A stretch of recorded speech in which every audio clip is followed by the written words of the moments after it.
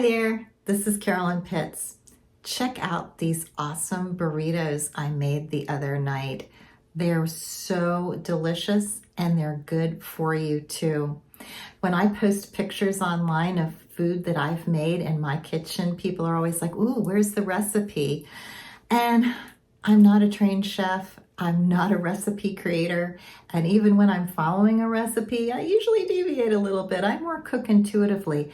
But I thought, it wasn't really all that complicated. So let me make a video and just tell you what I did. I'm not going to give you a recipe with ingredients and all that, but it's such a simple process and you can do these at home yourself. So the first thing that I did when I started fixing these burritos is I put some lentils on to boil. I used brown lentils. You can also get green lentils and red lentils. The texture is very different and the applications can be different. I used brown. I used a cup of lentils and just follow the directions on the back of the package. You always want to rinse them and sort them. And then you just boil them in salted water like you do when you're making rice.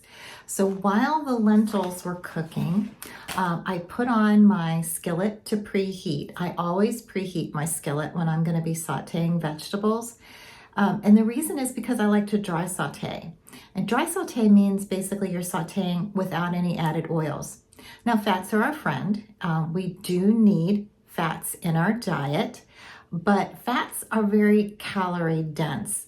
A gram of fat has more than double the calories of a gram of protein or carbohydrates. So we want to use them in moderation. If you have a non-stick skillet and you put it on the heat and you let it preheat, now you don't need to put it on high. I have a ceramic coated skillet, non-stick. I preheat it at a little bit below medium temperature on the stove. You know it's hot enough when if you drop a little drip of water in there, it beads up and it kind of rolls around. It becomes just like a bead. That's when you know it's hot enough. So while my skillet was preheating, I chopped up an onion. I chopped up a few cloves of garlic and I chopped up a red bell pepper. When my skillet was hot enough, I put in the onion and the garlic, not the bell pepper yet because that cooks a whole lot faster, but I put in the onion and the garlic with a little bit of salt and started dry sauteing them, and they will brown up so nicely. I love dry sauteing onions and garlic. While I was cooking those, I also added my spices.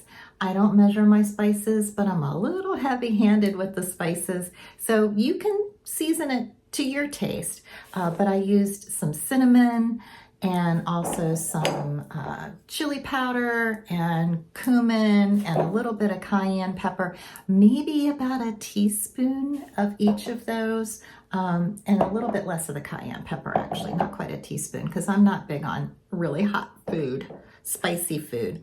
Oh, and while all that was cooking, I took a package of frozen corn that was in a package where you could just cook it in the microwave, and I put that in the microwave. I think it was 5 minutes for the corn to cook. Now, about the time all of the onions and the garlic were done cooking, I put the red bell pepper in. I used a can of diced tomatoes to deglaze the pan, and that's also when I added in the corn. And right about that time, the lentils finished cooking, so I drained them by putting them in a colander in the sink, and then I added the lentils to the mixture. Everything's all mixed up.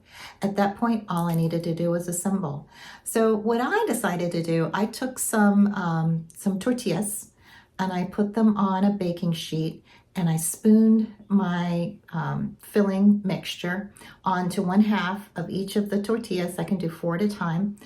Sprinkled some plant-based cheese on top, folded them in half and ran them under the broiler for a few minutes. And that let the cheese melt and it also let the tortilla get a little bit crispy. And while those were under the broiler, I put them under the broiler under low. If you put them under high, you got to really watch them. Matter of fact, your tortilla might burn before your cheese is melted. So I put them under a low broiler. I cut up the tomato and the avocado real quick, and then it was time to plate everything. I used a dressing that I made by using a some jarred salsa. And when you're buying salsa in a jar, you really want to look at the ingredient label. I picked one that didn't have a lot of ingredients that I couldn't recognize. It had things that I recognized. It had, vegetables in it. But I made it creamy by adding a tablespoon of veganese. And veganese is a plant-based mayonnaise. It has half the saturated fat of regular mayonnaise. So there's only a half of a gram of saturated fat in a tablespoon of veganese. And all I did was just put that in a glass Pyrex mixing cup and just stirred it up really well. Put that on top. So I hope you give that a try. You may know it's really important for our gut health to get plenty of fiber because fiber feeds the microbiome in our gut. And different plant foods provide different types of fiber, different microbes. So what we want to try to do is eat 30 different types of plants every week. So if you were counting, how many types of plants did we have in these burritos? Well, we had the onion and the garlic, the bell pepper, the corn, the lentils, and then I topped it with lettuce. Forgot the tomatoes and avocado. So that's eight different veggies on the plate. Hope you give that a try. If you have any questions, if I left something out, just leave it below in the comments. Thanks so much for watching. Have a great day. And remember to intend well.